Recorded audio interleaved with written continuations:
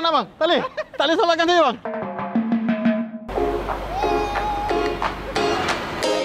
Sabar. Dia tempat ini 3 kain kerusi. Tembak, tembak. Okay, Assalamualaikum semua. Hari ini kita berada di Balai Bomba Presin 14. Okey, kita bersama dengan anak yatim Pertubuhan Kebajikan Nur Ain Bangi Selangor untuk kita berbuka puasa dengan heroes-heroes Malaya kita dekat sini. Antara salah seorang ni akan jadi bomba dekat sini.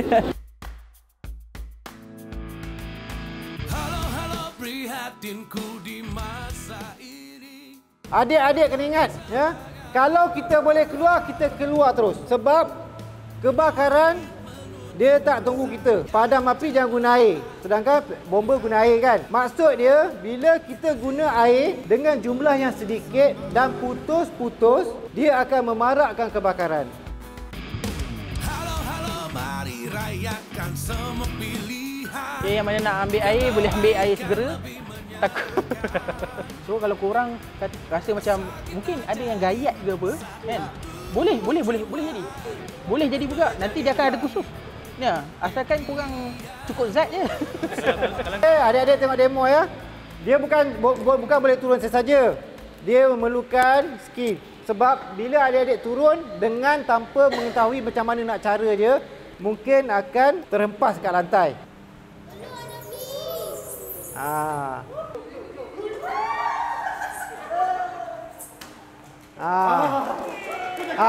Tepuk.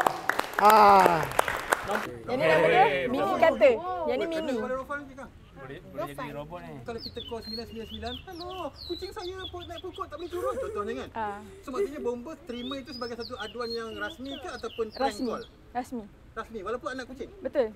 Kalau ada bomba ni diselamatkan nyawa dan harta benda. Nama dia delivery host. Tapi yang ni panjang kan? Panjang. Panjang ni 30 meter ataupun 100 kaki.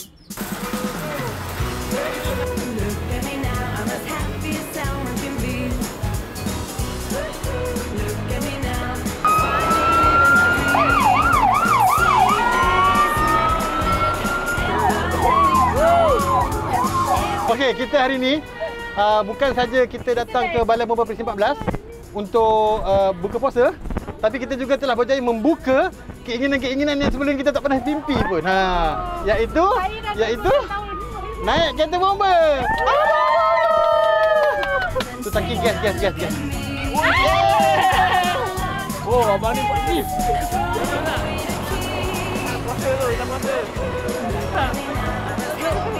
Kita ajak sekali anak-anak yatim ni untuk merasai pengalaman. Ya, betul. Macam mana jadi bomba? Apa function bomba? Dia nak tahu.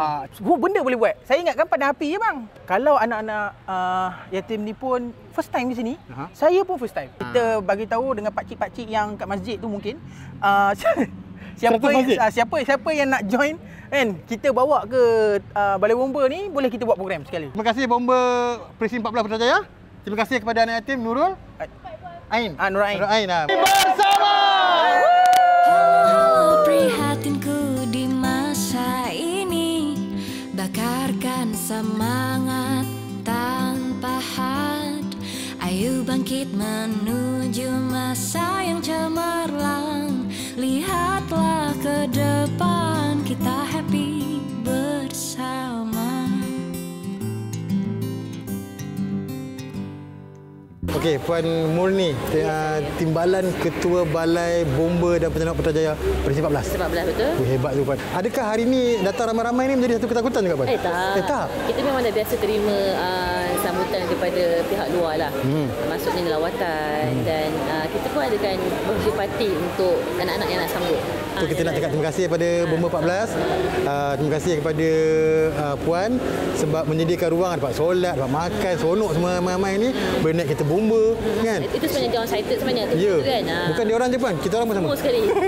So thank you very much. Terima kasih Dong Keladi. InsyaAllah ada rezeki kita berkolaborasi lagi. Alright, insyaAllah Syed. Kalau ada apa-apa program yang boleh kita orang turut serta bagi tahu kan, keep in touch, anything kita roger. So, saya punya daripada pihak Balai Bomba dan Presin 14 mewakili Ketua Balai mengucapkan terima kasih kepada Telco, Hello Telco dan anak-anak yatim kerana sudi datang meluangkan masa bersama kami dan kami pun sudi besar hati menerima untuk menyantuni anak-anak yatim. Terima kasih. Halo Telco.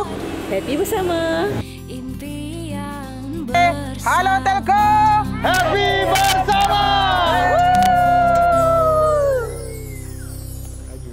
Okey.